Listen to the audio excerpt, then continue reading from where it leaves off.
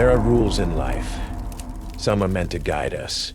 Others are written in blood, whispered by survivors, and ignored by the dead. Welcome to Night Creepypasta Rules. Each week, we collect the most terrifying rule-based horror stories on the internet. Not just tales, but warnings. From haunted apartments with forbidden floors, to knocks at 3 a.m. that should never be answered. Tonight's compilation is more than just fiction.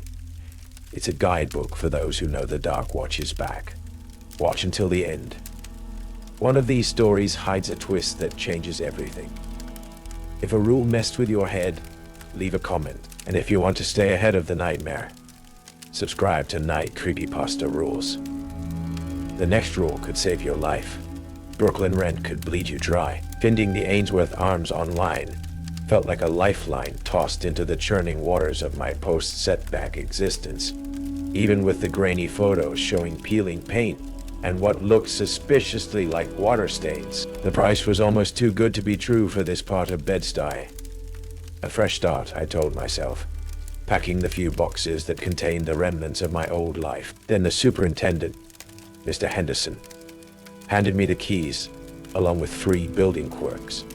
His term, not mine, that I had to memorize. That's when the lifeline started feeling considerably more like an anchor chain. The humid August air hung thick and still as I wrestled the last box through the Ainsworth Arms heavy, wrought iron and glass front door. Inside, the lobby offered little relief. The air was cool, yes, but with a stale, recirculated quality, thick with the smells of dust. Industrial strength cleaner failing to mask decades of ingrained grime. And something else underneath. A faint, persistent odor like old wet plaster. Worn mosaic tiles, cracked and uneven, stretched across the floor. A single, flickering fluorescent tube overhead cast a weak, buzzing greenish light that made the already drab cabbage rose wallpaper look actively unwell. The sounds of the bustling Brooklyn street. Car horns, distant sirens, muffled music from passing vehicles seemed strangely muted here, replaced by the building's own internal groans and sighs. A figure emerged from a doorway, tucked beside the ancient, rattling elevator cage. Mr. Henderson. He was a short, stout man in faded work overalls, with a perpetually weary expression etched onto his face and eyes that seemed to have seen too much leaky plumbing, and perhaps other things besides. He grunted a greeting, wiping greasy hands on a rag. Before handing me the keys, he performed a small, odd ritual I had noticed during my brief viewing.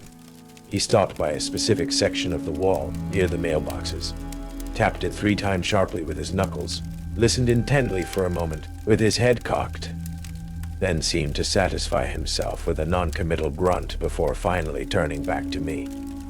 "All right, apartment 7B, he said, his voice a gravelly rasp. He sorted through a jangling ring of keys. "Got your paperwork. Rent's due with the 1st. Late fee after the 5th. Don't buzz anyone in you don't know. Standard stuff." As he was talking, the door directly opposite my new apartment creaked open. A woman peered out. Her bright, slightly mismatched clothing, a stark contrast to the hallway's gloom. She had large, curious eyes and a cascade of dark, unruly hair. "Oh, new neighbor," she exclaimed, her smile wide, perhaps a little too bright. "Welcome, I'm Iris Savina. It's an interesting building," she offered, a knowing glint in her eyes. "Got character. I collect vintage postcards, actually. Got some amazing ones of old Brooklyn if you ever want to see them. Or, need sugar or whatever." Her friendliness felt genuine, yet somehow intense, slightly overwhelming in the dim corridor. Just then, further down the hall, another door opened, and a young man, probably early 20s, struggled with the overflowing recycling bin. He looked tired, wearing headphones around his neck, and gave me an awkward half wave. "Hey, you moving into 7B? Cool." He hefted the bin. "Name's Sam. Word of advice? Avoid the elevator if you can help it. Thing's got a mind of its own. Swear it stops between floors sometimes just to mess with you." He attempted a casual laugh, but it sounded strained, his eyes darting nervously towards the rattling elevator cage at the end of the hall, before he hurried towards the stairwell. Mr. Henderson waited for sound to disappear before turning back to me, his expression becoming serious again. He finally isolated 2 keys on the ring, 1 brass, 1 silver. "Right then, Arthur," he said, "using my name for the first time. Using my name for the first time." He handed me the keys, his callous fingers brushing mine briefly. "Before I leave you to it, the quirks I mentioned, not suggestions, not building gossip, rules. You follow them. Helps keep things settled." He lowered his voice, though the hallway was empty except for us, and the building's own unsettling symphony of creaks and groans. "Rule 1, the elevator." His gaze flickered towards the rattling cage. "Sometimes it stops on 13. The indicator light will say 13. There is no button for 13. If it opens there, doesn't matter if you're going up or down. Doesn't matter if you live on the 7th floor like you do. Don't get in. Let the doors close. Wait for the next one or take the stairs. Just don't step onto the 13th floor." My mouth felt dry. There isn't a 13th floor in most buildings. Henderson just gave me a flat look. "Rule 1 in debate architecture. It's don't get in. Clear?" I nodded mutely. "Rule 2, he continued, his gaze drifting up to the flickering fluorescent light fixture directly above us. "The hallway lights, mostly they just hum and flicker like any old wiring. But sometimes they flicker in a pattern, like dots and dashes, rhythmic." His eyes met mine, sharp and serious. "If you see that, if you think you recognize it as some kind of code, ignore it. Don't try to figure it out. Don't write it down. Don't translate it. Look away. Get into your apartment. It's just faulty wiring playing tricks." The way he said it made it clear he didn't believe that himself. "And Rule 3. He leaned in slightly, his voice dropping further. "Your neighbor." He nodded towards Iris's door. "Apartment 7. Nice girl, Iris. Keeps to herself mostly. But sometimes, late at night, you might hear a knock on your door. 3 distinct knocks, exactly 3. And if you check the time," he tapped his watch significantly, "it'll be precisely 3:03 in the morning. If that happens, Arthur, you don't answer it. You don't even rustle the sheets too loudly. You pretend you are dead asleep, even if your heart is trying to hammer its way out of your chest. You lie still until you're sure whatever it was is gone. Pretend you're asleep." He straightened up, the intensity fading back into weary resignation. "That's it. Just those 3. Follow 'em. Don't go looking for trouble. Pay your rent on time, and you'll be all right here." He gave a curt nod, turned, and shuffled towards the stairwell exit, his footsteps echoing heavily in the quiet corridor. As his footsteps faded, the single fluorescent tube directly outside my new apartment door, the one he'd glanced at while explaining Rule 2, flickered violently for a second. On, off, on, off, on, off, on, off, on, casting my elongated shadow in jerky, dancing movements against the opposite wall, before settling back into its sickly buzzing equilibrium. I felt a cold draft curl around my ankles, though there was no discernible source. "Welcome to the Ainsworth Arms." Settling into the Ainsworth Arms felt less like nesting, and more like cautiously mapping enemy territory. The apartment itself was decent enough, once I'd scrubbed away layers of previous tenants' grime. But the building had teeth. I learned quickly to ignore the scuttling sounds within the walls, the groaning symphony of the ancient plumbing, the persistent feeling of being observed even when I was certain I was alone. The city throbbed outside, a constant, vibrant pulse. But inside these walls, the silence often felt louder, heavier. It was nearly 2 a.m. a few nights later, after a long shift waiting tables, that I had my first real encounter with Rule. 1. Exhausted, carrying a heavy bag of groceries I'd stupidly forgotten earlier. I pressed the call button for the ancient, rattling elevator. It took an age to arrive, groaning and shuddering its way down from the upper floors. Finally, the inner cage door wheezed open, followed by the outer doors. The indicator light above wasn't lit for the lobby, nor my floor, the 7th. It glowed a sickly yellow, displaying a stark, impossible number. 13. I froze. The inside of the elevator car looked wrong. Darker than it should be, the single light bulb flickering weakly, casting long, distorted shadows. It smelled faintly metallic, like old blood or rust, overriding the usual scent of dust and oil. There was an oppressive silence emanating from it, absorbing the ambient sounds of the lobby. Rule 1. Don't step in. My grocery bag suddenly felt 10 times heavier. My apartment was 7 floors up, but the memory of Mr. Henderson's grim face, the absolute certainty in his voice, rooted me to the spot. With trembling fingers, I jabbed the door close button on the wall panel instead. The doors slid shut with agonizing slowness.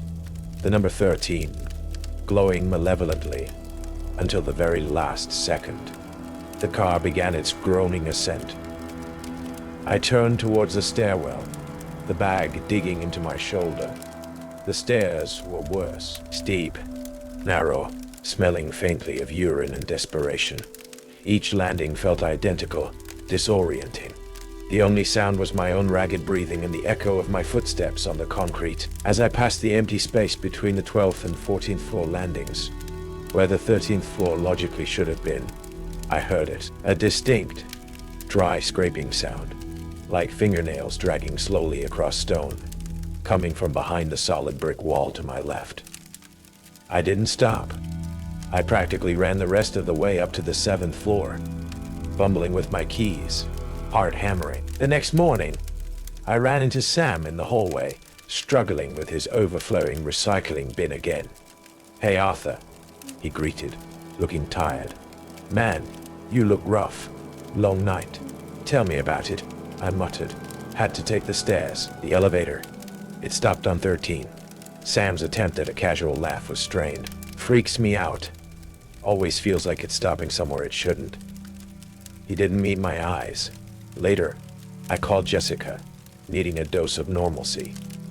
I recounted the elevator incident, trying to make it sound like a weird building quirk. Her reaction was immediate. "Arthur, that's not a quirk. That's seriously creepy." 13. "Are you sure? You need to report that to Henderson, or better yet, start looking for a new place.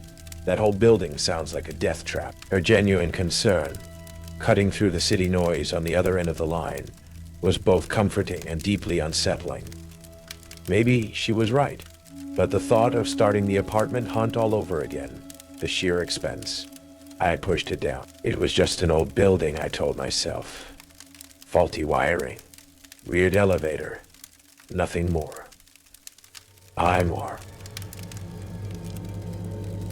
Living in the Ainsworth Arms was an exercise in willful ignorance.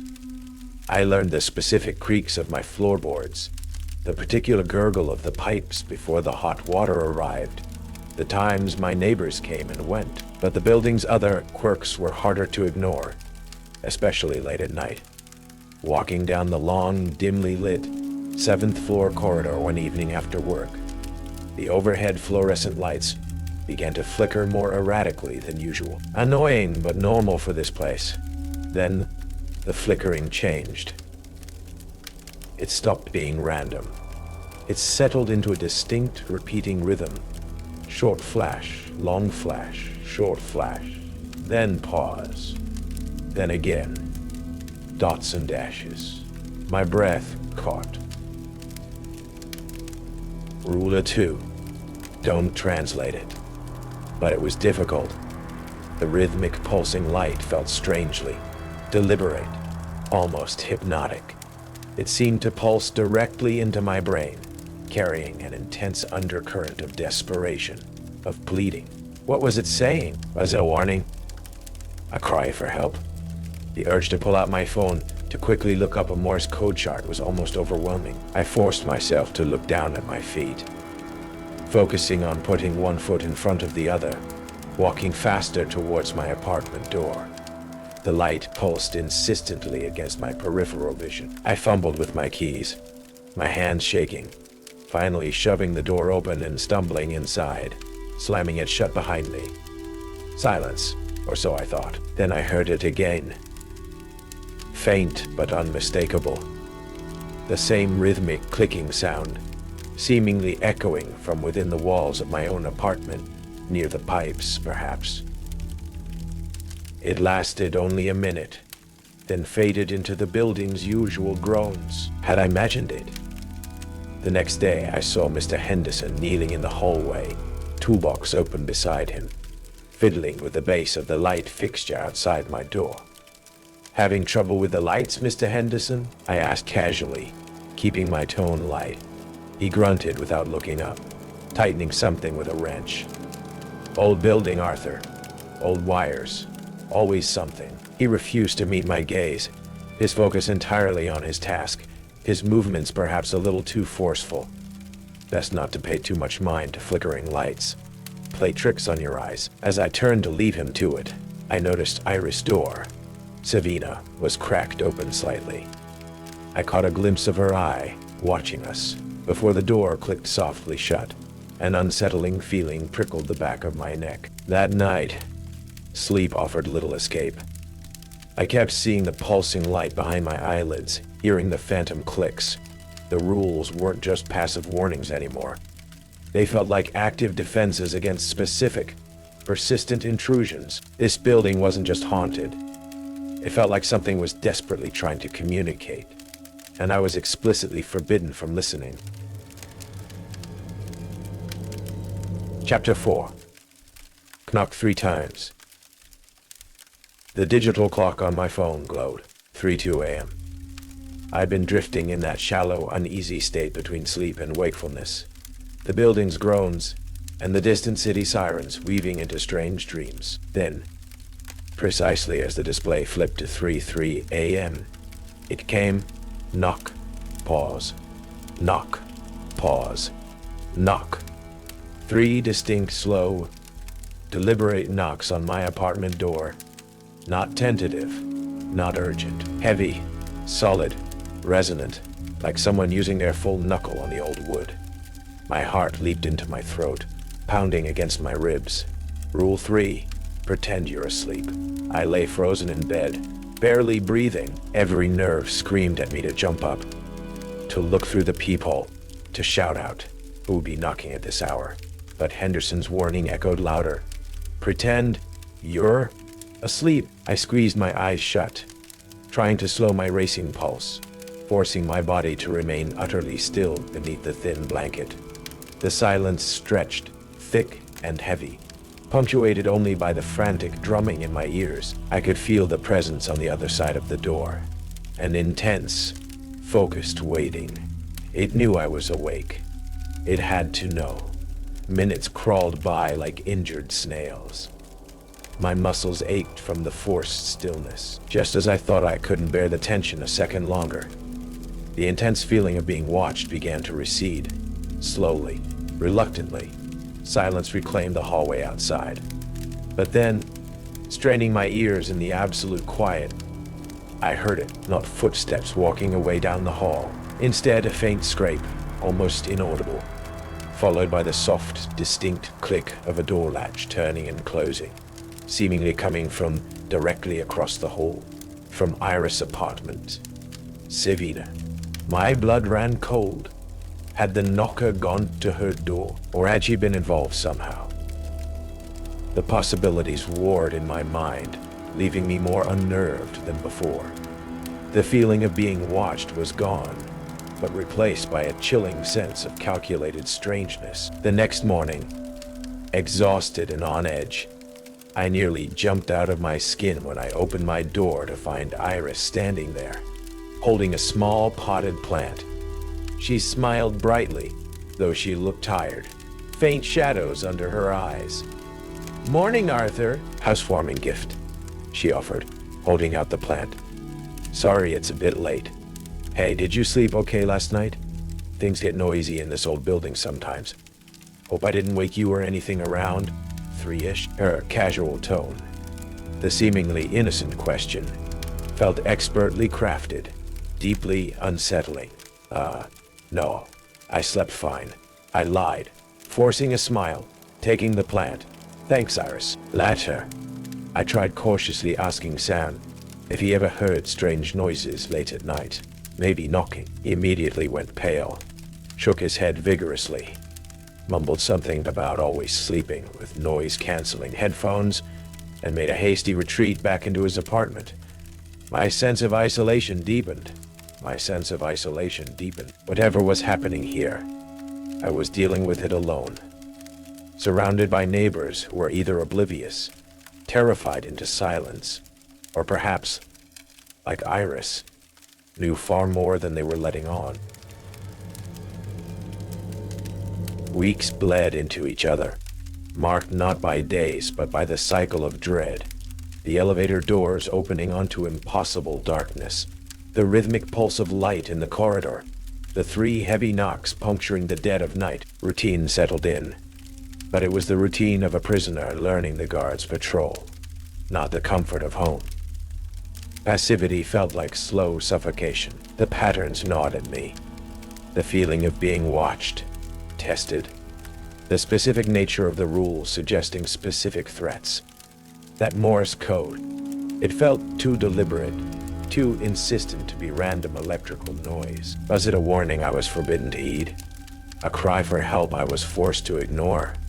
The not knowing became its own kind of torture. One particularly oppressive night, sleep utterly refusing to come, I found myself staring at the hallway, sealing through my peephole, waiting.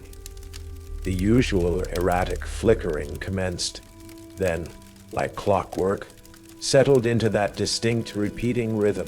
Dash dash dash pause. Dash dash dash pause. The familiar sequence. Screw Rule 2, screw Henderson's warnings, screw living like a cornered rat, heart pounding. I held my phone up to the peephole, finger hovering over the record button. The light pulsed, hypnotic, filling the tiny lens. I recorded several cycles of the repeating pattern, the light seeming to burn hotter, brighter, almost aware of my attention, retreating quickly back into the relative, false, safety of my apartment. I locked the door, leaning against it, breathing heavily, with trembling hands. I played back the recording, pausing, cross-referencing with a Morse code chart I'd pulled up online. The first part was easy, terrifyingly familiar. The second part took longer, my fingers clumsy on the screen. The third part repeated with frantic insistence. Help! SOS! 13! Help! The instant the meaning solidified in my brain, the air in my apartment turned instantly, bitingly cold. The overhead light fixture exploded in a shower of sparks, plunging the room into near darkness, lit only by the glow of my phone screen and the ambient city light filtering through the window. But the darkness wasn't empty. The light from my phone began flickering uncontrollably, mimicking the desperate Morse code. Help! Help! Help! Pulp! Pulsing frantically against the walls. And worse, my mind flooded, not with my own thoughts, but with an overwhelming wave of pure, ice-cold despair. It was the feeling of being utterly alone, trapped in suffocating darkness for an eternity, screaming without a voice, forgotten. Images flashed behind my eyes. Rough stone walls slick with dampness, the feeling of immense pressure, the taste of dust and hopelessness. It wasn't my fear. It was the raw, undiluted agony of the entity whose signal I had just intercepted and understood. It knew I'd listened. It was reaching for me. Gasping, choking on the psychic residue, I scrambled towards the door. I didn't know what I was doing. Fleeing? Seeking help? Accusing? I needed to face someone. I threw the door open and practically lunged across the narrow hallway, hammering on Iris' door, Savina.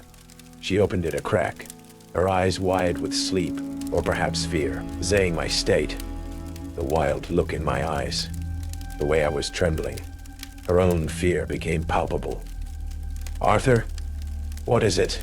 What's wrong?" "The lights," I gasped, pointing back towards my now dark apartment.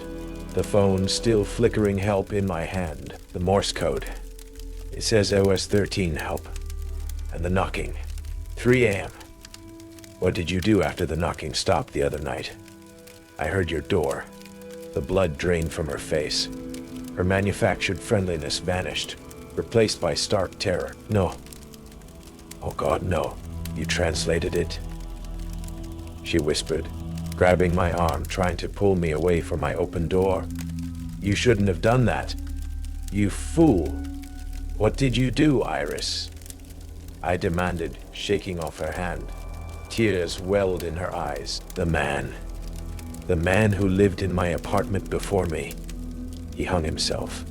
She sobbed, words tumbling out in a frantic rush. Couldn't take the noises, the feeling of being trapped. They say his echo is the one that knocks, trying to get back in, or get someone else. She shuddered violently.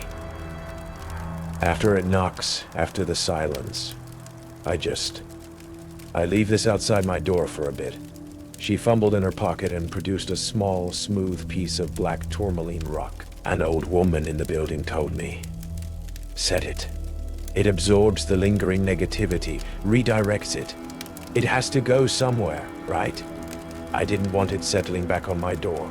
I push it away. Her terrified, selfish confession hung in the air between us, more chilling than any ghostly manifestation. She wasn't evil, just desperately trying to survive by diverting the spectral sewage flow towards me. And her fear, my violation of the rule, the raw anguish I had tapped into. It ripped through the building's fragile equilibrium. The hallway lights, which had momentarily returned to normal, exploded into a frantic, blinding strobe, flashing SOS Help 13 relentlessly, searing the pattern onto my retinas. The elevator cage down the hall began to rattle violently in its shaft, the floor indicator flickering erratically between all numbers, but seeming to linger horribly on 13. Then, from my apartment door behind me, the knocking started again. Not the slow, deliberate 3 knocks. This was a frantic, deafening hammering, like something desperate and enraged trying to break the door down. Knock, knock, knock, knock, knock, knock, knock. The psychic wave of despair crashed over me again, stronger this time, bringing me to my knees in the hallway. Iris screamed, fumbling with her black rock, trying to hold it towards my door like a shield. "Make it stop! Appease it!" she shrieked. I was trapped. The agonizing despair clawed at my sanity from within. The relentless Morse code lights burned my eyes. The furious pounding threatened to splinter the door behind me, and Iris, lost in her own terror, seemed more likely to shove me towards the danger than help me escape it. The Ainsworth arms had finally dropped all pretense. The game was over. The hunt had begun. The chaos reached a fever pitch. The hallway lights strobed SOS Help 13 directly into my overloaded brain. The frantic hammering on my door vibrated through the floor, and the psychic despair threatened to drown me. Iris shrieked again, holding her black rock out like a useless talisman, her eyes darting between me and my vibrating door. Suddenly, a bellowed roar echoed from the stairwell. "Enough! Be silent!" Mr. Henderson appeared, moving with surprising speed for his age. He wasn't empty-handed. In his grip was a heavy, old-fashioned lineman's wrench, its iron surface etched with strange symbols that seemed to pulse faintly in the strobing light. He raised it, not threateningly, but like warding off something unseen. The moment he stepped into the hallway, the frantic energy seemed to recoil. The hammering on my door lessened to angry thuds. The psychic pressure eased slightly, enough for me to gasp a breath. The lights still flickered, but less violently. Iris, seeing her chance, didn't hesitate. With a final, terrified glance at me and Henderson, she scrambled away, disappearing down the stairwell, her footsteps echoing frantically. Henderson watched her go, then turned his grim gaze to me, kneeling beside me amidst the psychic residue. "Get up, Arthur," he rasped, his voice strained. He helped me stumble back into my apartment, the relative quiet inside feeling fragile, temporary. He shut the door, leaning heavily against it. The angry thuds outside faded. "You did it, didn't you?" Henderson sighed, his voice heavy with resignation, not accusation. "You listened." Translated it. He sank onto my dusty armchair, looking utterly defeated. Rule 2. It wasn't just about not understanding. It was about not engaging, not opening the line. He finally told me then, the words tumbling out in weary fragments. The building wasn't just haunted. It was built on a nexus of failed ambition and tragedy. The architect, obsessed with contacting spirits or other dimensions, had incorporated experimental wiring, strange resonant chambers, even the non-existent 13th floor, into the design. His prize invention was a communication device meant to bridge worlds, powered by the building's own chaotic energy. He died during a final, disastrous experiment, trapping himself and others sensitive to the frequencies as tormented echoes.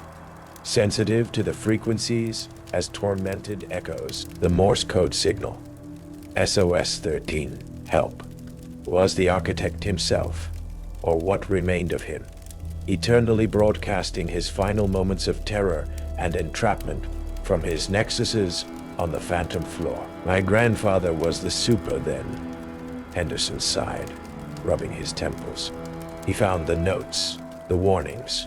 This wrench, he patted the tool resting on his lap. It disrupts the local energy field somehow, dampens things temporarily. Dampens things temporarily. A family curse, keeping the lid on this place. He looked at me, his eyes filled with a grim certainty. But you didn't just hear the signal, Arthur. By translating it, you answered. You created a resonance, a direct link. It knows you now. It's imprinted on you. Leaving the building won't be enough to break that connection. It'll follow. My blood ran cold, forever haunted by that crushing despair. Isn't there anything? Henderson hesitated, looking older than ever. There's one thing, mentioned in the old man's journals. A reset. Dangerous as hell. Never tried. He explained frantically. The architect's original device had a physical relay point. Brittle wires hidden somewhere near the main electrical risers, possibly close to the elevator shaft on this floor. The journal described a complex counter-sequence, a specific burst of modulated energy that might disrupt the primary signal, sever the architect's psychic broadcast. But Henderson warned, his voice grave, it could overload everything, could draw all the attention here, could scramble your own mind in the feedback, or trap you with him somehow. It's a one-way street if it goes wrong. The options laid bare. Flee, and be eternally tormented by the psychic echo. Resign myself to this haunted half-life within the Ainsworth arms, or attempt the reset. A dangerous, desperate gamble against a ghost in the machine. But the thought of that despair clinging to me forever. I knew what I had to do. Show me the journal, I said, my voice hoarse. Show me the sequence. Following the faded diagrams and cryptic instructions in Henderson's grandfather's journal felt like defusing a bomb built by a madman. Henderson, muttering prayers or curses under his breath, guided me to a small, locked service panel in the hallway wall near the elevator shaft, hidden behind a loose piece of baseboard. Inside, amidst a tangle of modern wiring, were older, brittle-looking, fabric-coated wires. The architect's original relay, Henderson guessed. He produced the counter-signal device from his toolbox. A clunky, antique contraption of brass dials, vacuum tubes, and copper coils that looked like something from a Frankenstein movie. He attached leads to the old wires with trembling hands, sweat beading on his forehead, despite the hallway's chill. The sequence he rasped, pointing to a specific series of pulses noted in the journal. Get it exactly right, and pray. The hallway lights began to flicker again as we worked, starting the slow SOS rhythm, as if sensing our interference. The air grew heavy, charged with static, and that familiar, soul-crushing despair washing over me in waves. I took a deep breath, focused past the fear, and flipped the switch on the generator, then carefully inputted the counter-sequence Henderson indicated. A complex series of rapid pulses, perhaps spelling silence or rest in a forgotten code dialect. The moment the sequence completed, the backlash hit. A silent, psychic scream tore through my mind. Pure agony and frustrated rage. The lights in the entire hallway, possibly the whole building, flashed blindingly white, bathing everything in an X-ray glare for a split second, then plunged into utter darkness. The elevator cage gave a final violent shudder and fell completely silent. I felt a distinct snap in my mind, a feeling of tearing, of a connection being forcibly severed, followed by a wave of dizziness and nausea. Then, quiet, not the heavy, watchful silence of before, but a true quiet. Psychic pressure vanished. The feeling of despair lifted completely, leaving behind only the echo of its awfulness. The connection felt broken, cauterized.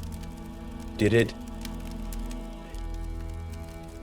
work? I gasped, leaning against the wall, spots dancing before my eyes in the dark. The signal's gone, Henderson whispered, his voice filled with awe and terror. He shone a flashlight around. The main power's out now, too. You need to go, Arthur. Now, before anything else wakes up or notices the silence. He didn't have to tell me twice. I stumbled back to my apartment, grabbed my pre-packed duffel bag, the one I'd kept ready just in case, and left the keys on the counter. I didn't look back at the apartment, at the hallway, at the silent elevator. Henderson let me out the front door into the pre-dawn gray of Brooklyn. I didn't thank him. Words felt inadequate, meaningless. I just walked away, melting into the anonymity of the awakening city, putting as much distance as possible between myself and the Ainsworth Arms.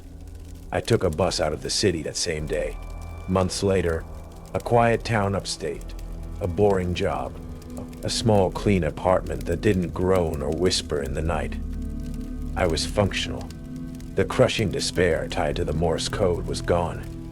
Truly gone. The silence in my head was real.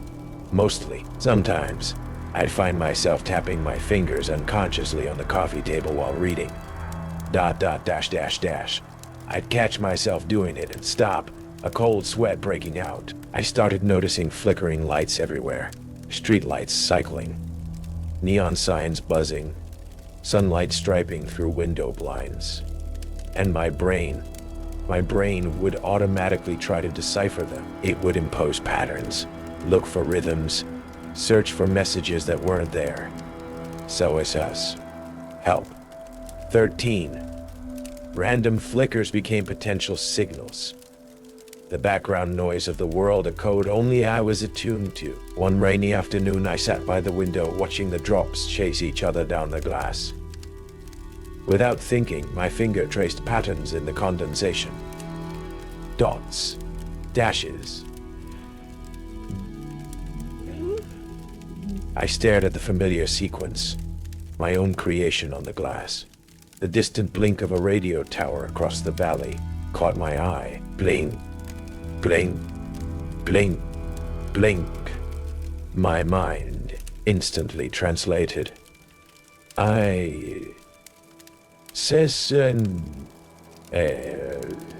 Oh. I had silenced the ghost signal, severed its direct line into my head, but the pattern, the rhythm, the desperate language of dots and dashes, that had imprinted itself onto me. The lease at the Ainsworth Arms was terminated, yes, but a new internal lease had begun. Paid in paranoia and phantom messages, the signal was silent. But now, I was the receiver, forever scanning the static. You followed the rules. You watched until the end. But that doesn't mean you're safe. The elevator may stop at 13 again.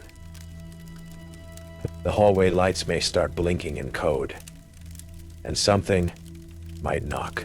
This week's rules were only the beginning. Next week, something darker is waiting. Let me know in the comments which story stayed with you, and which rule you would have broken. Subscribe to Night Creepypasta Rules, because in this game, the moment you forget the rules, you become the next story.